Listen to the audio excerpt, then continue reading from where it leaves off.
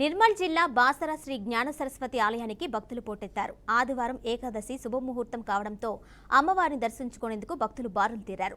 పవిత్ర గోదావరిలో పుణ్య స్నానాలు ఆచరించి పక్కనే ఉన్న సూర్యేశ్వర ఆలయంలో భక్తులు ప్రత్యేక పూజలు చేశారు. అమ్మవారి దర్శనానికి 2 గంటల సమయం పడుతుంది. ఉదయం సరస్వతి, లక్ష్మి, మహంకాళి అమ్మవార్లకు ఆలయ అర్చకులు అభిషేకం, హారతి నిర్వహించారు. అక్షరాభ్యాస మండపాలు చిన్నారులతో కిటకిటలాడుతున్నాయి. భక్తులకు ఎలాంటి ఇబ్బందులు కలగకుండా అన్ని ఏర్పాట్లు చేసినట్లు ఆలయ అధికారులు తెలిపారు.